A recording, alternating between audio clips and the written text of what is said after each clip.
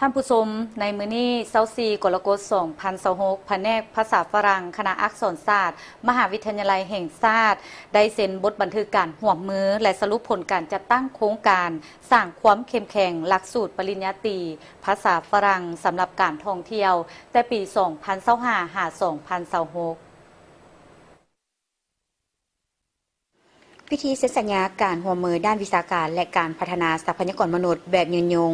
ระหว่างแผนกวิชาภาษาฝรั่งคณะอักษรศาสตร์มหาวิทยาลัยแห่งชาติและโรงแรมคลาวพลาซาและฮอลิเดย์อินแอนด์สวีทเวียงจันทร์ร่วมลงนามโดยทานโพไซเทพวิไลวงศ์รองหัวหน้าคณะวิชาคณะอักษรศาสตร์มหาวิทยาลัยแห่งชาติและทานไซเวผู้จัดการทั่วไปโรงแรมคลาวพลาซาและฮอลิเดย์อินแอนด์สวีทเวียงจันทร์โดยมีภาคส่วนที่เกี่ยวข้องเข้าร่วม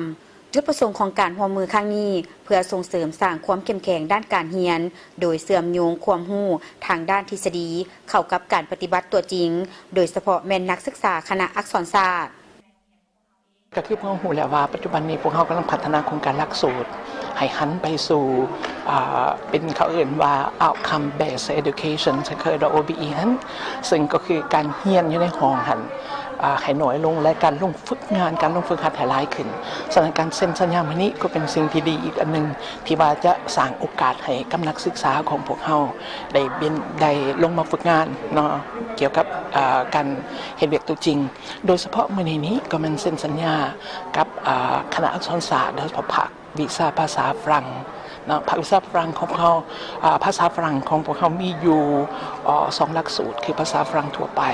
และก็หลักสูตรใหม่เดี๋ยวนี้ก็คือภาษาฝรั่งสำหรับการท่องเที่ยวนั่นเองซึ่งเหมาะที่สุดเกี่ยวกับมาเซ็นสัญญากับโรงแรมคลาวพลาซาของเพิ่นอยู่ในมื้อนี้นะและจะเป็นบทหนึ่งอีกที่สร้างโอกาสให้นักศึกษาได้นำใส่ความรู้ที่ได้เรียนมาเข้าอยู่ในชีวิตงานตัวจริงของพวกเขาและในเวลาต่อมาของวันเดียวกันก็ได้มีพิธีสรุปและนำเสนอผลสำเร็จของโครงการสร้างความเข้มแข็งให้หลักสูตรปริญญาตรีสาขาภาษาฝรั่งสำหรับการท่องเที่ยว FEFR ปี2025-2026โดยได้รับทุนสนับสนุนจากสถานทูตฝรั่งประจำลาวท่านนางสุวรรณภาวงศ์ไสหัวหน้าภาควิชาภาษาฝรั่งคณะอักษรศาสตร์ได้ให้ฮู้ว่า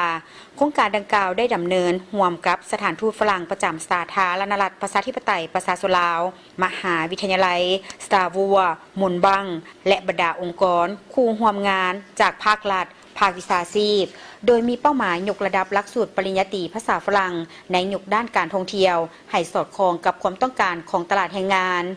ผลสำเร็จสำคัญของโครงการประกอบมีการประเมินและปรับปรุงหลักสูตรการพัฒนาศักยภาพและส่งเสริมการแลกเปลี่ยนของคณะอาจารย์การสร้างเครือข่ายร่วมมือกับวิสาหกิจในแขนงการท่องเที่ยวการขยายความร่วมมือทางด้านวิชาการระหว่างสถาบันและการเพิ่มโอกาสในการมีเวียกเหตุงานทำให้แก่นักศึกษาผ่านการเรียนการสอนที่เน้นทักษะวิชาชีพซึ่งโครงการนี้แม่นสิ่งยั่งยืนถึงความแน่นแฟ้นของการร่วมมือระหว่างประเทศฝรั่งและสาธารณรัฐประชาธิปไตยประชาชนลาวภายใต้ความไว้เนื้อเชื่อใจการปรึกษาหารือและมีเป้าหมายเดียวกันคือการยกระดับคุณภาพการศึกษาสั้นสูงด้านภาษาฝรั่ง